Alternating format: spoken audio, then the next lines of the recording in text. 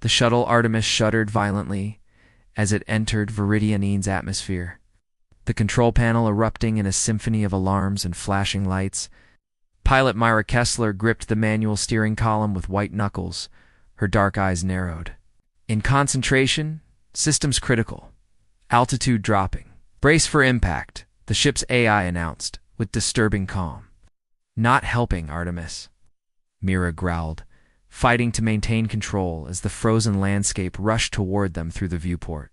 The vast ice plains of Viridianine stretched endlessly below, beautiful and deadly in equal measure. Behind her, the single passenger stirred.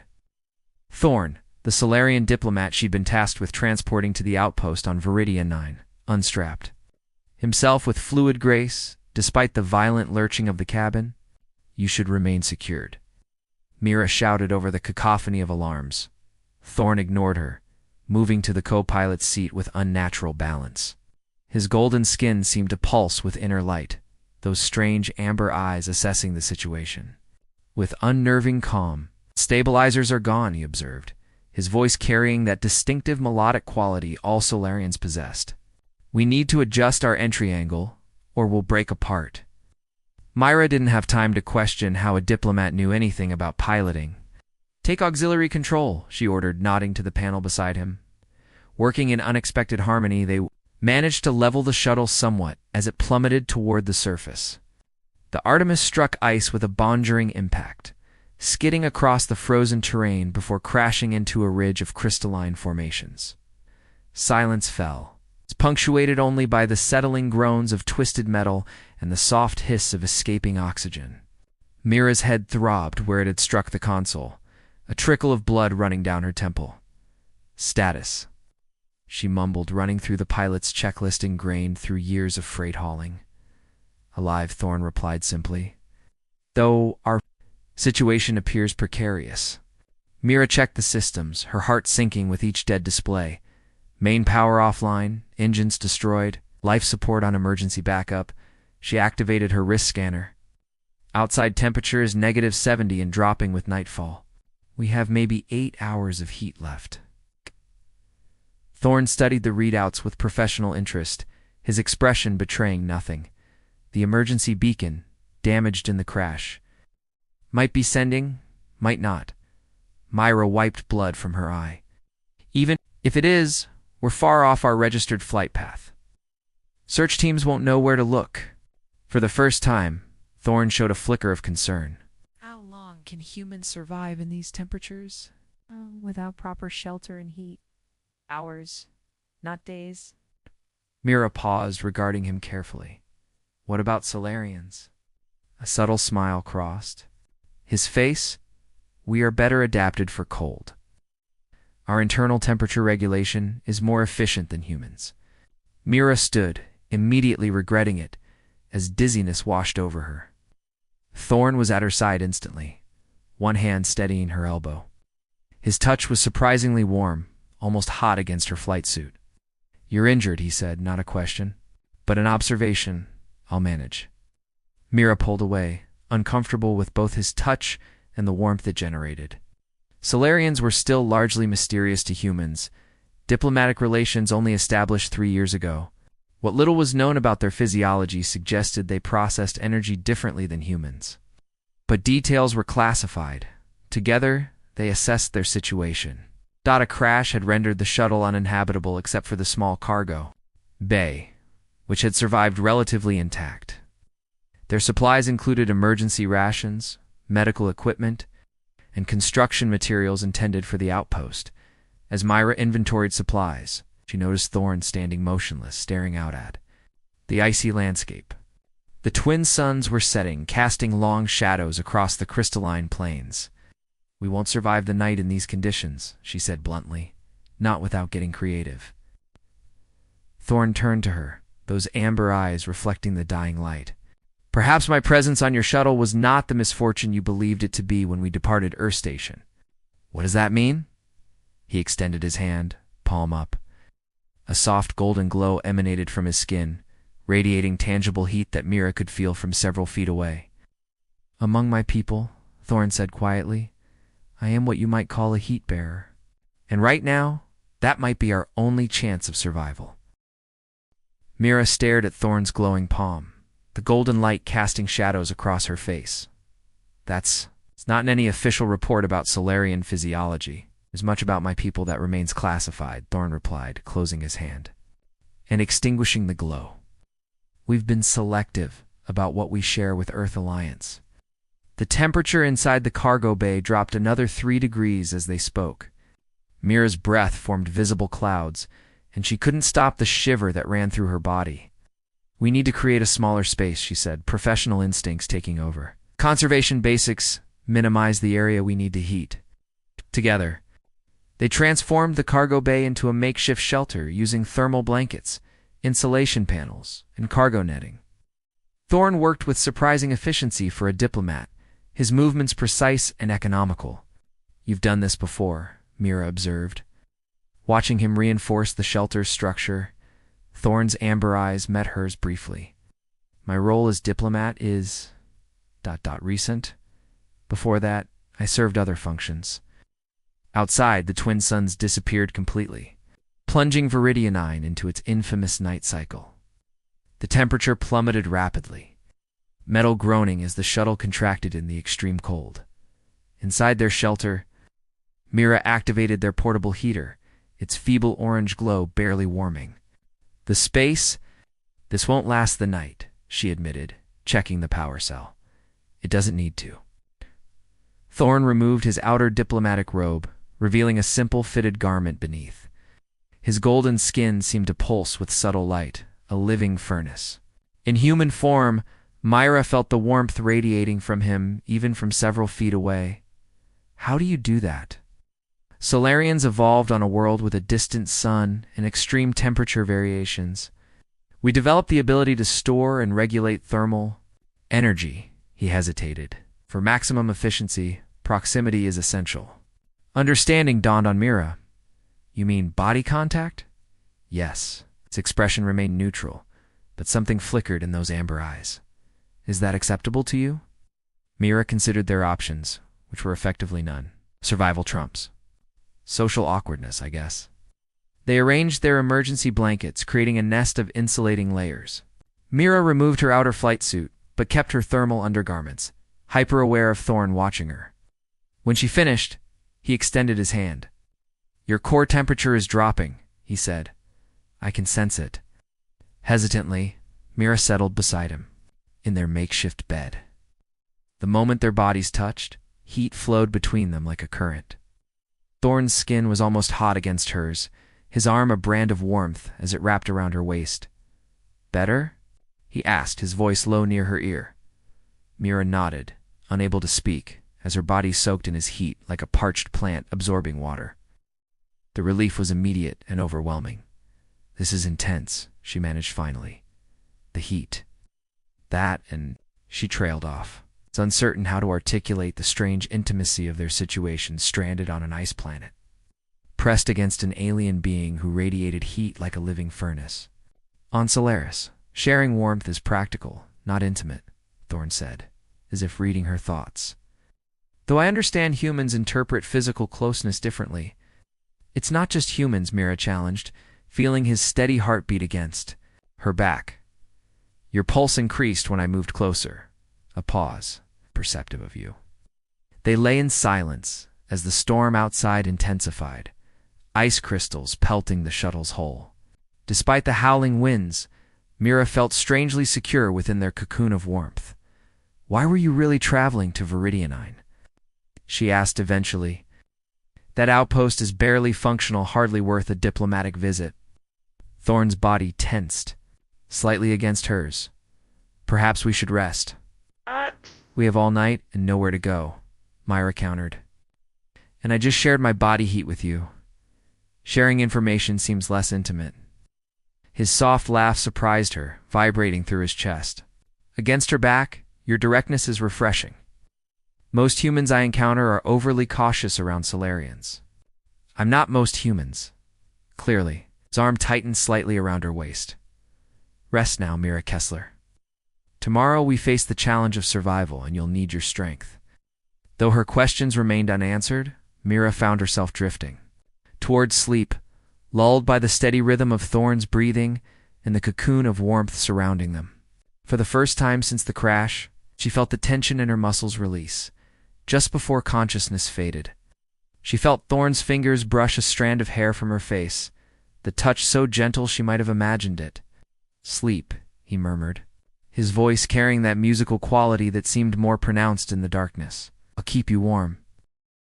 Dawn arrived with blinding intensity as twin suns reflected off the endless ice.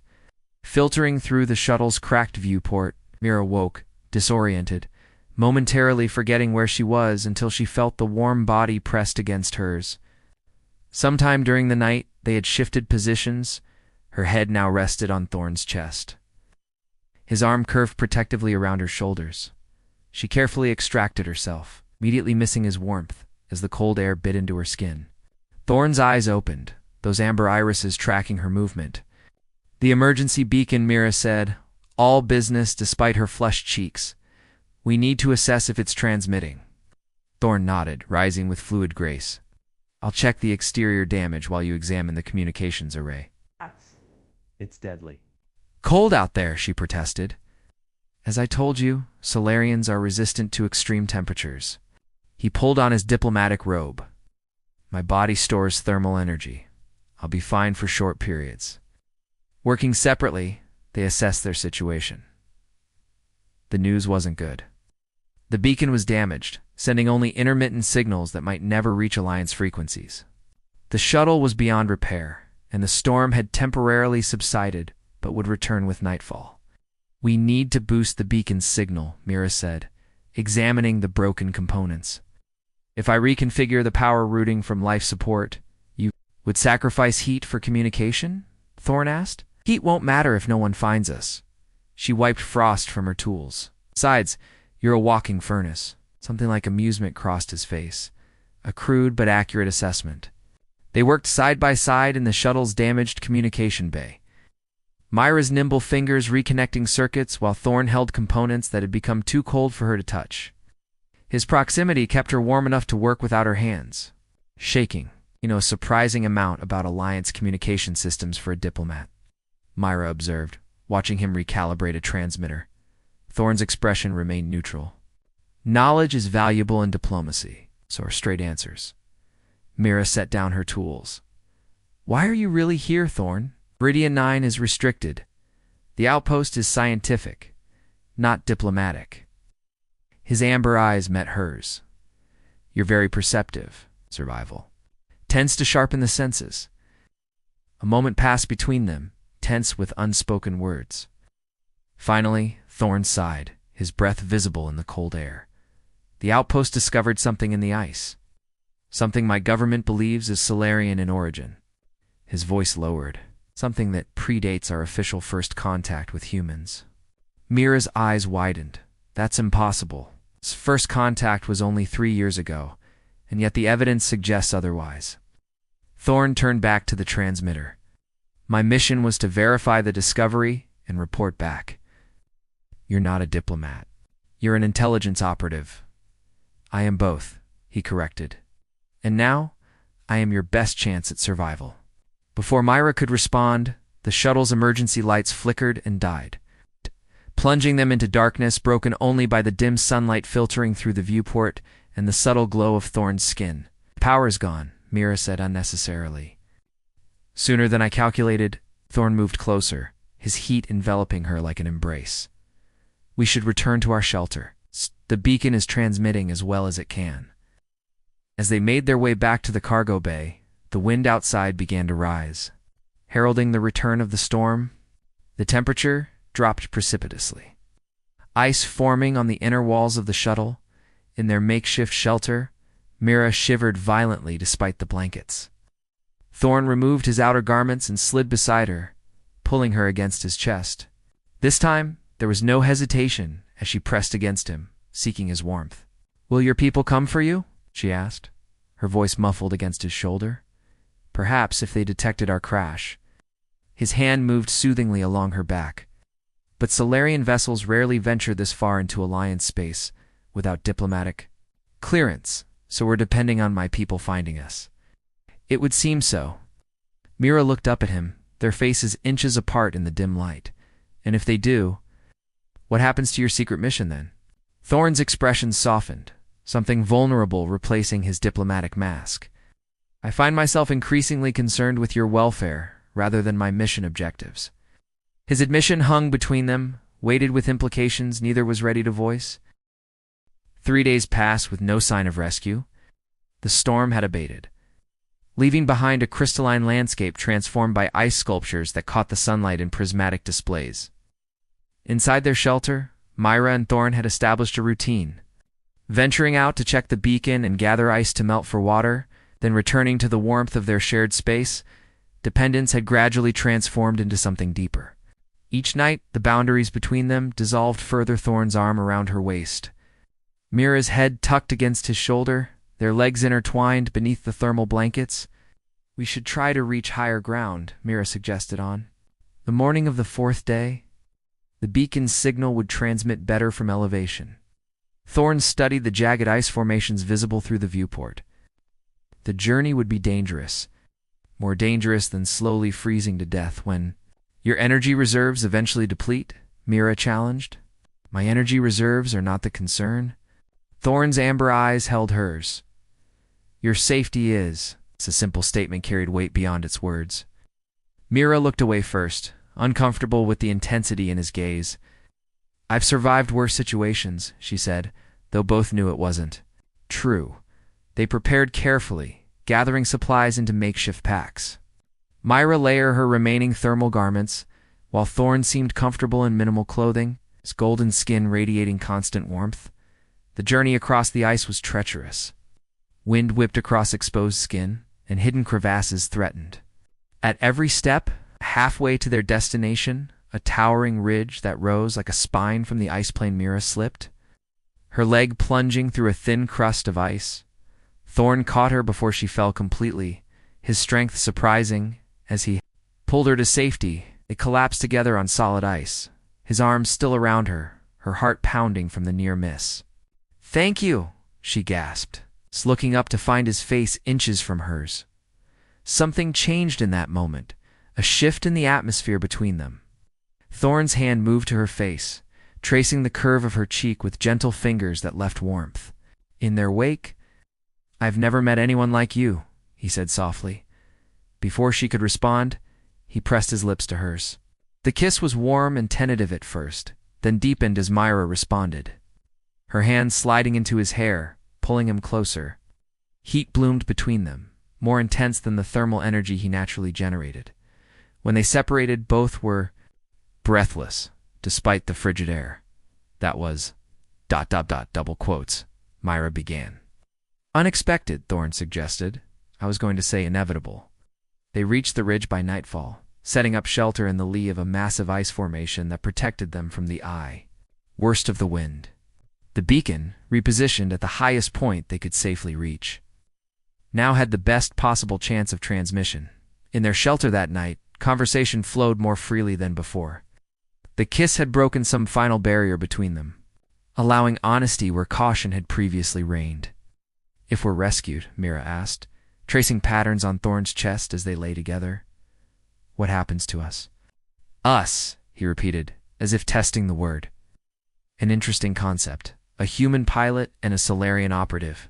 Is it impossible? Thorn was silent for a long moment. There are physiological differences that would make a permanent union challenging. Solarians live considerably longer than humans.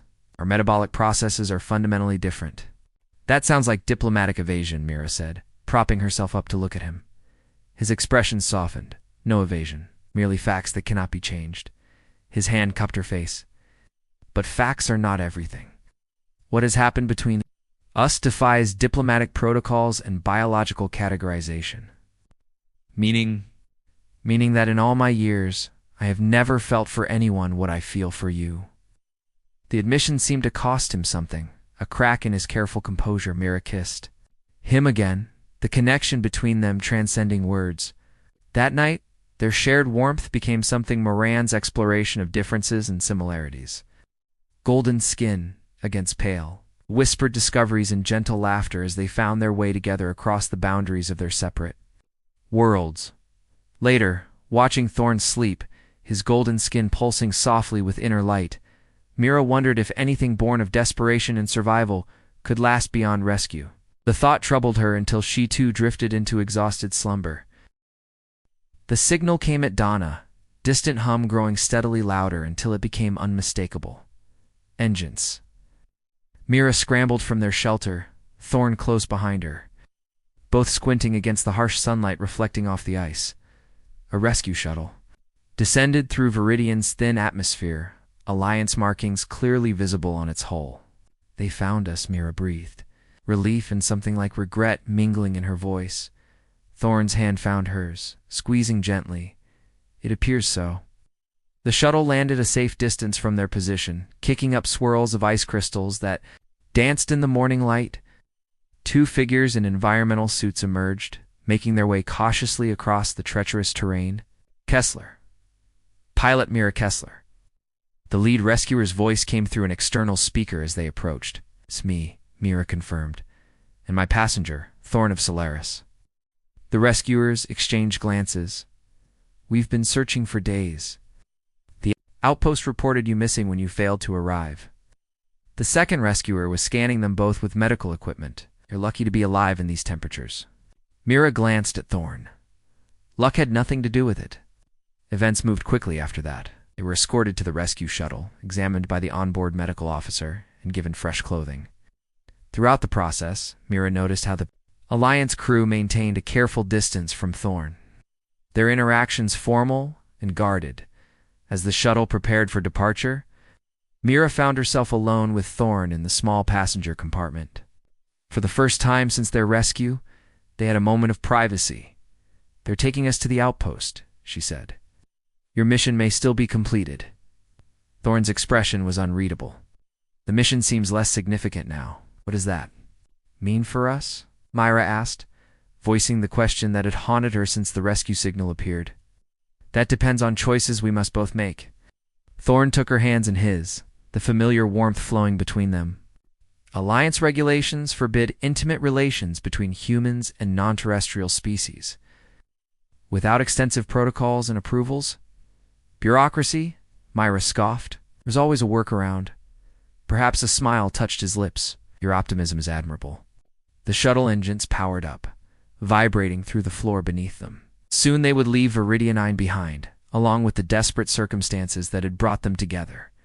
"I have a confession," Thorn said suddenly. "The artifact. Discovered at the outpost, it's a beacon. Ancient Solarian technology that would prove my people visited this sector millennia ago." Mira frowned. "Why is that significant enough to send an operative?" "Because it would invalidate the current diplomatic framework between our worlds." His amber eyes held hers. "Alliance leadership fears Solarian expansion. They knew we had prior claim to these systems," or Mira whispered, understanding dawning. "Potentially, or a new beginning." Thorn's expression turned thoughtful. "What if instead of suppressing this discovery, we used it to forge a different path? Not as separate species maintaining cautious diplomatic relations, but as peoples. With a shared history that's ambitious, no more ambitious than what has grown between us in mere days." His hand caressed her face. "You and I represent what could be possible on a larger scale connection across differences. Strength found in the sharing of resources." Shuttle lifted off, breaking free of Viridian's gravity. Through the viewport, the ice planet grew. Smaller, its crystalline surface catching sunlight in a final dazzling display. "So what happens now?" Mira asked, leaning into his touch. "Now, we advocate for a new approach. Together." Thorn's voice carried conviction. "It won't be easy. There will be resistance from both sides." "Nothing worthwhile ever comes easy," Mira replied, thinking of all they'd endured. "We've already survived impossible odds." As the shuttle accelerated toward the outpost, Mira rested her head against Thorn's shoulder, his arm around her a familiar comfort. The void of space stretched before them, vast and unknown, much like the future they would navigate together. "We found something precious in that frozen wasteland," Thorn murmured. "No, something neither of our worlds anticipated." "Warmth," Mira said simply, his smile held promises no diplomatic protocol could constrain. Across the stars and across our differences, the shuttle jumped to sublight speed, carrying them toward challenges neither could fully predict. But as Mira felt Thorn's heartbeat steady against her cheek, she knew with certainty that whatever awaited them would be faced together. Two beings from separate worlds who had found connection in the most unlikely of circumstances, proving that even in the coldest environments, warmth could be discovered where least expected.